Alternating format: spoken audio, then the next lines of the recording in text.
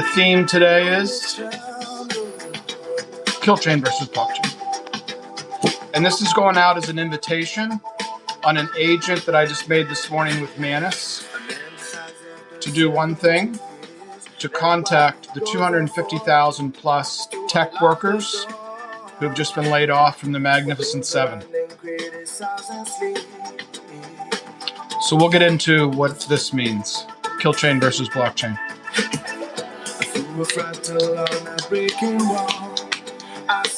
So, of course, we have to talk about what has happened in the Gulf, in the Persian Gulf, in the Straits of Hormuz. But we have to get to the chorus from Seal first. But we're never gonna survive unless we get a little crazy. Gotta get a little crazy. We're never gonna survive unless we are a little crazy. It's a great tune. I haven't heard it in a long time. So let's talk about the ugly stuff.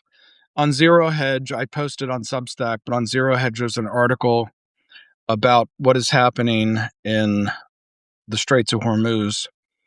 And if you go down, scroll down to the bottom of it, there's actually a video of somebody in a speedboat, I guess a Persian, Iranian journalist, that going at a high rate of speed. And he points and he said, over there's Iran, this is the Straits of Hormuz, and there's a tanker, and there's a tanker, and there's a tanker.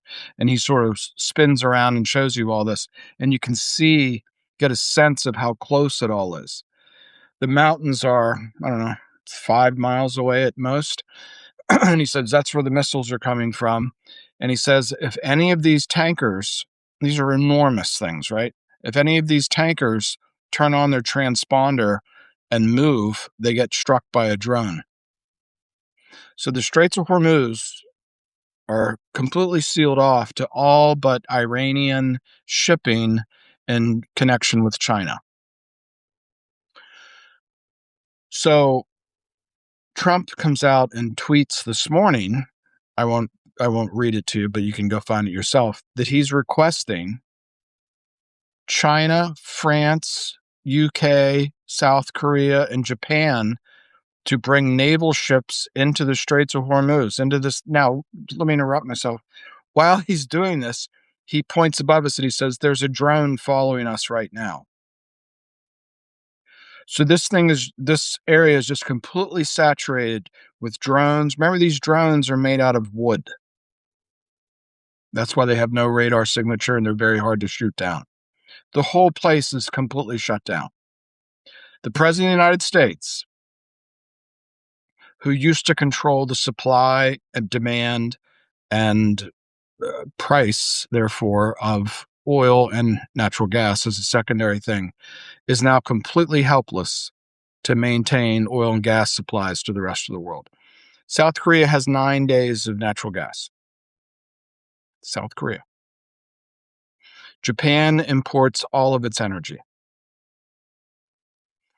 So what you have here, folks, and again, this is an invitation. I don't mean it all to just be, blood and guts and war and so forth, but this is an invitation to 250,000 plus technology workers to go do something different other than the kill chain, because that's what they're building, right? They've already built it. So the war isn't between the United States and Iran. The war is not between the United States and Israel and Iran. It's really a war between a technology, a techno-terrorism unit called Palantir, and 31 separate semi-autonomous regions of the nation of Iran, formerly known as Persia. It is literally man versus machine. And I'd have to say that the man is winning. We could see the financial markets have no idea what's going on. I did a piece yesterday. I had bad Wi-Fi, but basically everybody's trying to plunge into ETFs thinking that they're safe. If you just have, it's just a law of large numbers, just buy everything and you'll be safe. At the same time, they're being massively shorted. And at the same time, the private equity markets, specifically the credit markets, are locking that, like literally being locked up like a bank run.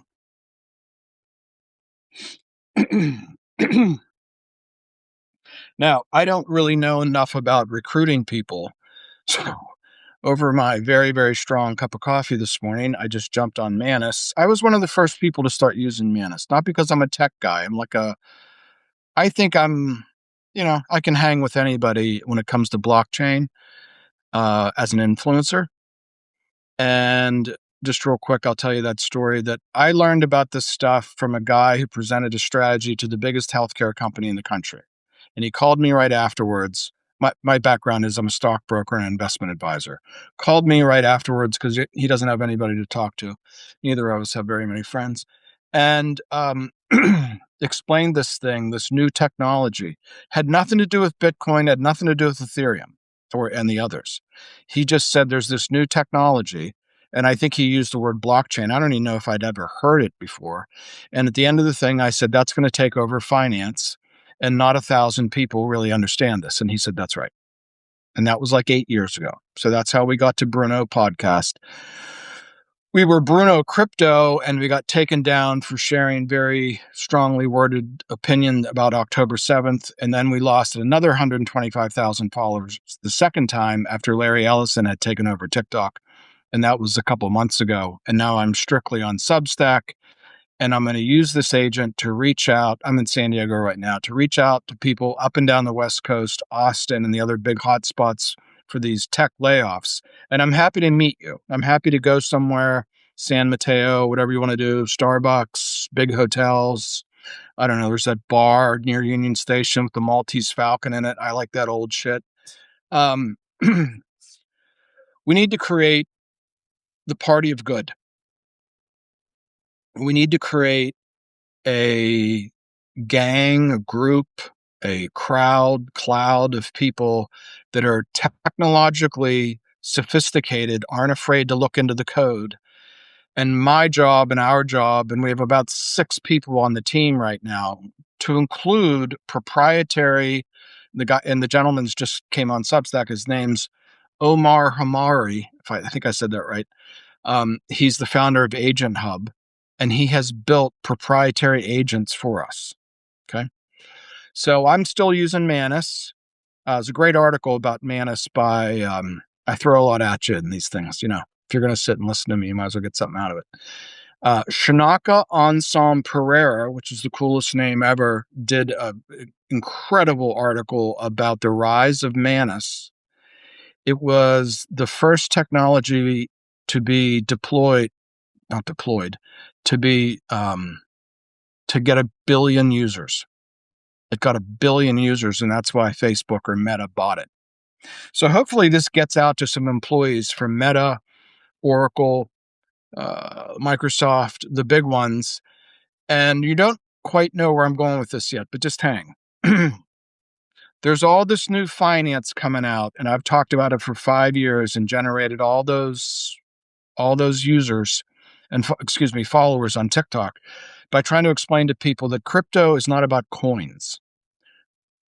Blockchain is the new database, and AI is the new user interface. And I want to show you how to use it for finance. I want to take my 25 years in the business to include creating something in 2014 called Crowd America and the new Invest Act, which will have a SEC created test where if you pass that test, you are the same as an accredited investor. What I want to do is through just casual influencer in kinds of things like this and more formal training for that Invest Act, the Series 65 to become a registered investment advisor, tokenized finance, which is coming this year in the ERC 3643 token, and the classic Series 65 to become a registered investment advisor. Whatever you want to work on, we're going to help you get trained in it, get licensed in it, wealth management, whatever floats your boat. You can get started by becoming a follower. Okay. and it's for free. And I'm going to continue to do lots of free stuff and I post when I find something good on Substack. I repost it as fast as I can. You can see all my research because it all gets posted right beside me on Substack. But I really want you to subscribe, because the first thing that we want to do as you subscribe is get an Ethereum token out to you. And we're going to use that as a login for our agents. Okay. Now, I know that sounds sort of, who cares, right? It's just a login. Well, no, it's Killchain blockchain. It's Killchain blockchain. And you have to choose. Do you want to be on the side of the Killchain, or do you want to be on the side of the blockchain, where we go and build things where people have their privacy, their agency, and their human person protected? All the target, I did a lot of work on the book called The Technological Republic. You understand that Donald Trump is not running the United States of America. AI is. The targeting in Iran is being done by AI. It's being done by Palantir. Palantir and NVIDIA just launched an autonomous kill chain product that anybody can buy. Anybody can go plan to start hitting people. This is insane. It's illegal under Constitution, international law, the laws of war, the Geneva Convention, etc. And just to go back into the war thing again, this is why Seth, Secretary of War, comes out and says, we have neutralized all the targets, as though war is like a video game. Oh, Pete, it's not. Now, in public, the CEO, also the author of The Technological Republic, has argued that we're going to use AI to go to war with, Iran, Russia, and China. That's not going to fucking work. That's not going to fucking work. So my prediction is that increasingly, if you've lost your job from the Magnificent Seven, great, because now's your opportunity to build the competitor. And you can do that with our help. We have some other big things that we're doing. If you subscribe, I'm going to post today, and I've probably done this 24 times. I've made a pitch deck for regenerative agriculture, and for the first time I showed it to a couple of friends. They were like, oh, that's dialed in, that's ready to go. It'll be on there if you can subscribe. $9.95. I know it's hard to ask people to subscribe when they just got laid off and money's tight. Behind that, we want to do a real cheap intern program for like $1,000, where we just start moving you. What do you want to study next? What do you want to do next? Do you want to get licensed? Do you want to do this? Do you want to learn how venture capital works? Do you want us to help us put fund structures together? You want to talk about what GPs and LPs are, all that stuff. Now, you may think like, well, why would you target tech people? Well, the reason they control everything is because they control the capital. But you have the tech, and this is what's happening. There's the centralized tech where if you don't participate, we'll kill you. And then there's the decentralized tech, which is increasingly going to go through things like some sort of Ethereum filter, so you can go out and build things and make friends and influence people with AI, and or just cut the agent off from the internet and go do what you want. Right now, our presentation, for political reasons, is aimed at Minnesota. All 1,200 opportunity zones, sheep and cattle, housing, the whole thing. We just took the agent. We're just like launching on Minnesota. Killchain blockchain, right? Because when they sent ICE there, it was the Killchain. My prediction is that slowly, and this is why the layoffs, Oracle is bleeding out. It's the finances of Oracle are a fucking disaster. The finances of even Microsoft are not a disaster, but questionable. Other than the purchase of Manus, Facebook has done a faceplant when it comes to AI. That may change. Of course, Apple has been clever and just sat on its hands and built the M5 chip, which can spin up AI 40 times faster than the previous chip, to my knowledge.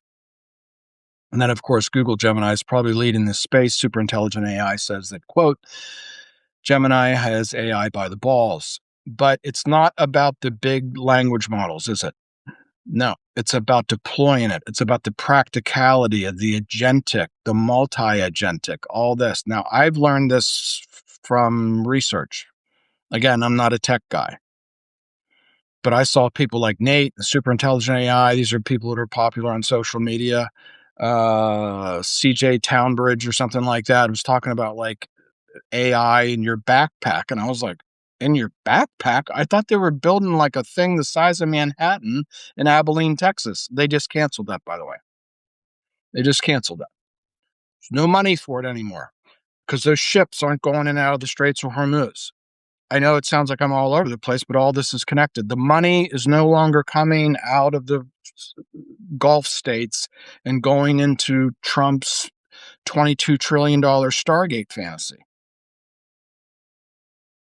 So I'm sorry for your loss, but let's, this is how it works sometimes, isn't it? Now, we have all kinds of things to work on. And I just want to be sort of the guy who organizes the party of good.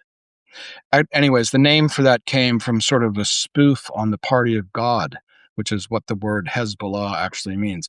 We have these two I like to do these theological, philosophical things. Some of the early work on AI was done on Heidegger, and I wrote my senior thesis at Yale on Heidegger. So I met a woman from Bain Capital, and we were talking about Ethereum and Uniswap and shit. She went to Princeton. She was like, "What did you study at Yale?"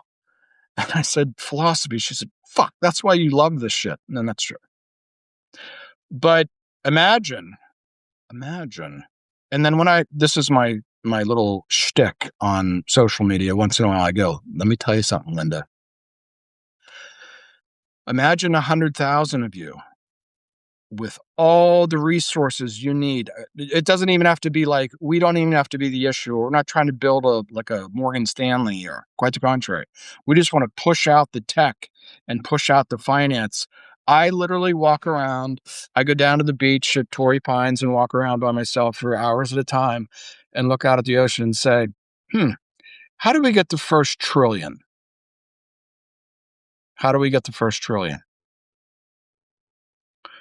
For example, the cattle herd, vegetarians notwithstanding, the cattle herd is down 13% since COVID. The fertilizer, the diesel fuel, all comes through the Straits of Hormuz. For the globe, not for America's self-sufficient in those things to a remarkable degree, but the price is the price, right?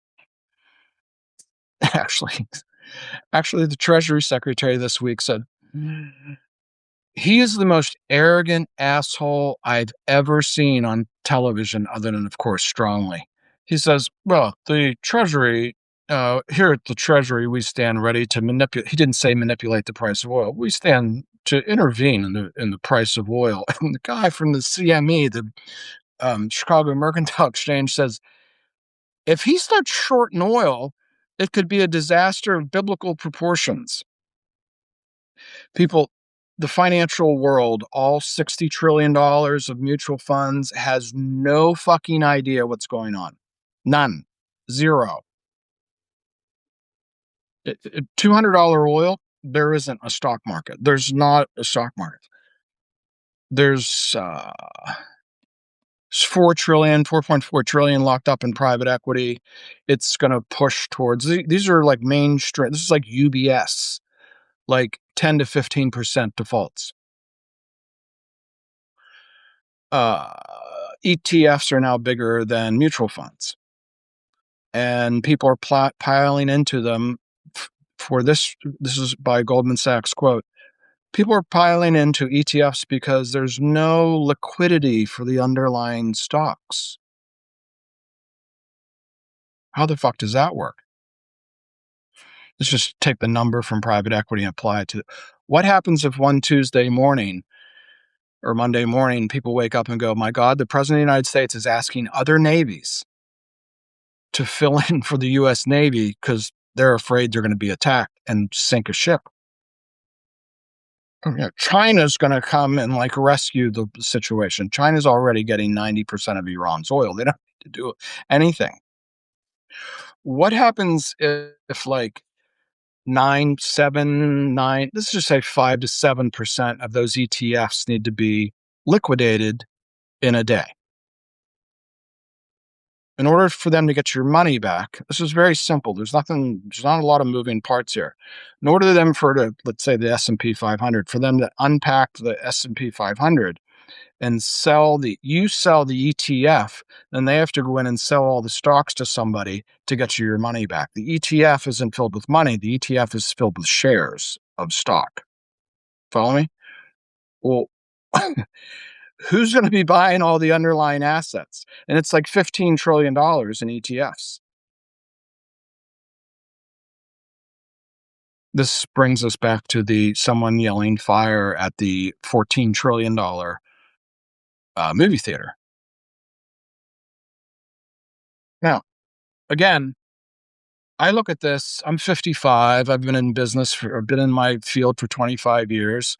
I took a gander at blockchain and sort of went nuts 5 or 6 years ago and went, oh my God, this is going to take over finance. And it is. Ripple has just been incorporated into the banking system around the world.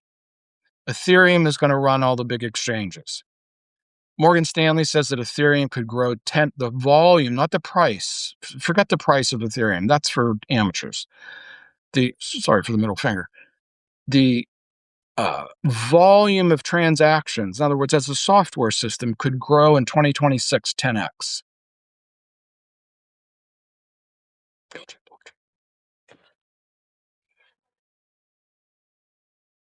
There's a lot of work to be done. There's a lot of money to be made. There's a lot of capital formation.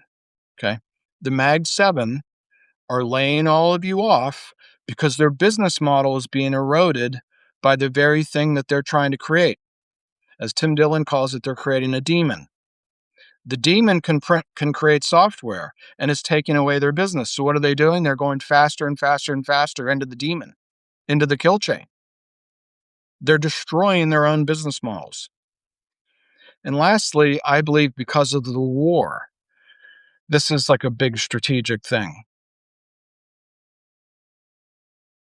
Who controls the resources is now in flux. It's like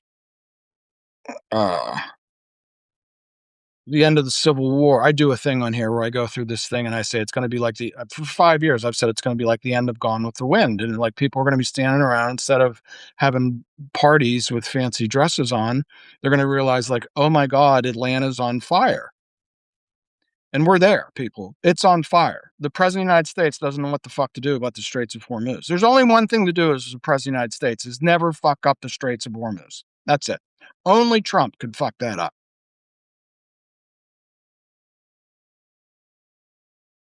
Let's all calm down. That's one of my other shticks that I do on here. When I get a little worked up, I say, let's all calm down. I think increasingly because of the war, the kill chain and the Mag 7 will be pushed out of not just Muslim countries or China or Eastern countries, but even our allies. Iran said, we'll do business and move oil and gas to any country that kicks out their Israeli and American ambassador. Spain threw out our ambassador. Spain. Do you think they're going to let Palantir run Spain? No, Switzerland did the same thing. Europe's going to just say goodbye to ugly American, goodbye, GI. And it's just going to go. The Mag 7 is just the only place Palantir is going to operate is in the United States. And then I think state by state, you will see legislation that says, no, you're not going to run a kill chain here. And as you guys know better than I do, like it's all interwoven, right? It's all one big AI in a certain way, right? Where's my Palantir hat? I actually have a Palantir hat, and I wear it on here as sort of a somebody reached out to me and said, "I was just scrolling through scrolling through Substack, and I saw some asshole live with a Palantir hat," and that was me. So, if you have 995, there's a pretty good 20-page pitch deck created by Manus. They did a nice job. It has a nice fit and finish to it. It has a lot of the what I think is going to be a massive move away from Stargate Killchain fantasies to investing in shit that we really need. We need beef. We need houses. We need healthcare. We need education. We need public transportation.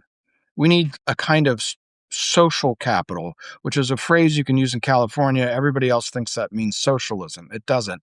It just means impact investing. When you guys sit down to code something and build something, you're not just out to make money and get paid, right? You're actually trying to like create some sort of social impact that other users will like feed upon and go viral, and you'll get a billion users like our friends from China did when they built Manus.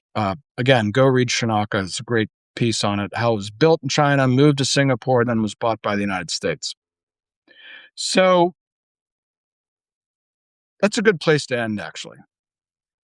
Maybe it's not about nations and geopolitics and